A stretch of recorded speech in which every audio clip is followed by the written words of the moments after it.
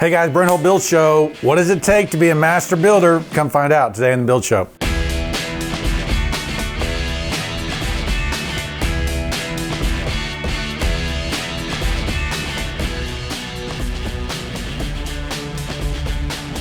So what does it take to be a master builder? I'm doing a podcast you guys may have seen, Passion for Craft. And the way we've set it up is that my son's going to be the apprentice. Richard from Finished Carpenter TV is going to be the journeyman, and I'm the master. Now, am I really a master?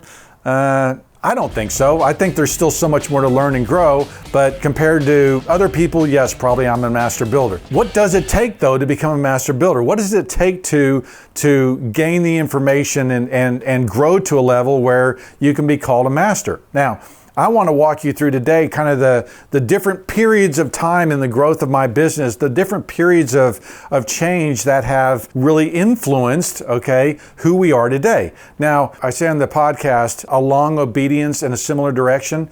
That idea is that, one, you can't become a master builder very quick. And it doesn't take 5 years or 10 years. I think it takes at least 25 to 30 years. Realize that I'm approaching year 30 right now and still thinking, yeah, maybe. I don't feel like I know everything and I still feel like there's a lot to learn, but I want to walk you through kind of how I've grown as a builder. Today, I am this preservation guy. I studied historic preservation, the new old way of building, right? Because we are taking traditional craft and details and, infusing them into new houses and remodels and restorations. Now, when I started, I didn't know that that's what I was going to end up doing.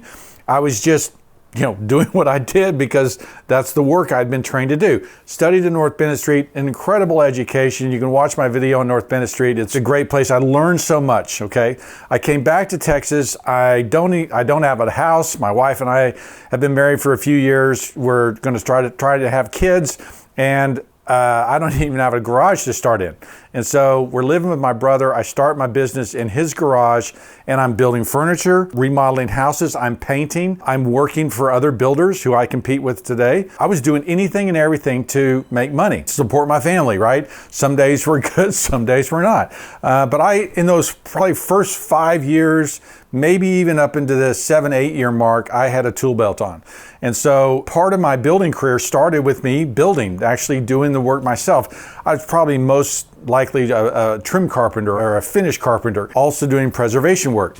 I networked a lot because I had studied historic preservation. I was looking to talk to people who did restoration work. And so I was networking, right? I was doing all those things you do. I was from Dallas, but my wife was in Fort Worth. We're coming back to Fort Worth, and I'm just trying to build a business. Now, doing the Hill County Courthouse very early in my career, building the doors, building the millwork, installing that, managing that huge contract for me at the time was groundbreaking for me, right? It changed me, it stretched me, it challenged me as a builder, as a craftsman, as a businessman. And so doing those things really helped me quite a bit. The other thing you should know is I'm not really a great businessman. I'm more of a artist, right? I'm more of a craftsman maybe who doesn't really... I made decisions, right, that weren't great for business, that were really good for design I lost money in a number of jobs because I wanted to see it finished right rather than, trying to make money. So that's something that, even 30 years into this business, I've had to learn and grow as a businessman each year. If you just break it into 10-year chunks, right? 1993 to 2003 was growth, right? I bought this building, the 1921 warehouse. I bought it in 1996 when you had to really almost carry, packing heat in order to come down here and work because it was a little bit scary. Now it's really developed 25 years later. And so couldn't support myself for the whole building. And I was working in the far side over on the other side of the office, and I had rented out this side, right? And so mistakes, I guess that first 10 years was growth and mistakes, right? And learning a lot in that thing and really practicing in my craft, preservation and carpentry. The next 10 years, I wrote my first book in 2004, the historic millwork book. I joined up with an architect. I built my first house, right? The ground up house. So we'd done only remodels to that point. Began really as a builder and working up until the recession.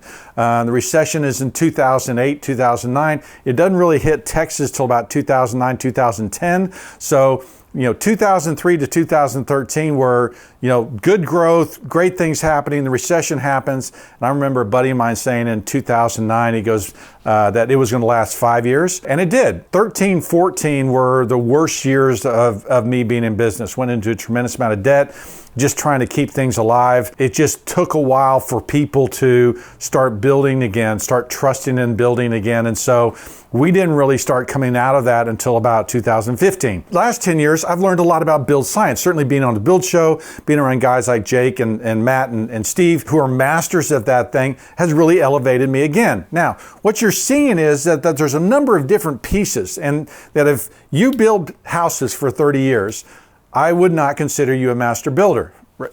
Now, you might be throwing things at your screen right now. But the reason why is because I've been very fortunate to be able to work in a number of different fields. And I think, if you're trying to grasp and become that master builder, you have to do remodels, you have to do new builds, you have to do commercial work.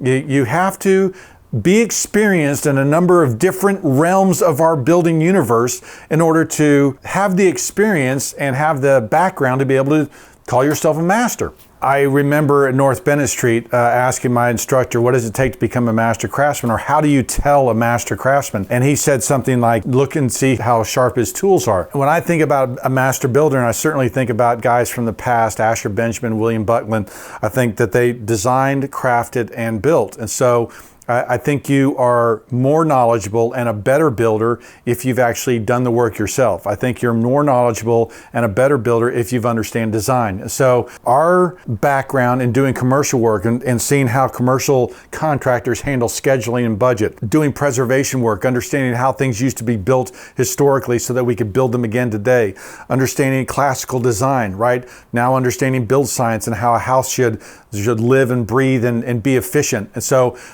those are all tools, right? Those are all pieces that make me a better builder. And so what are the things that you can be practicing? What are the things that you can be doing in order to elevate your game and really to grow as a builder? Because guys, we are builders in an ancient trade, builders in an historic profession that has a great tradition. Dive into learning, dive into the ICAA, the classicist.org. Go check out their videos, go check out the information that they've got there to learn and understand more. There's so much to learn and so much to grow that if you've been doing the same thing over and over again, I encourage you to stretch yourself and try different things. Look, some guys might be saying, I'm doing the same thing for 30 years because I make money. Well, great. Then I wouldn't call you a master builder, I'd call you a businessman. The master builder is the one who loves building, who loves the trades, and who wants to get better all the time. The second thing would be know who you are, okay? Know what you bring to the table. Know what your expertise is. As I said, today I'm this kind of new old house guy, understanding preservation, building fine things, right?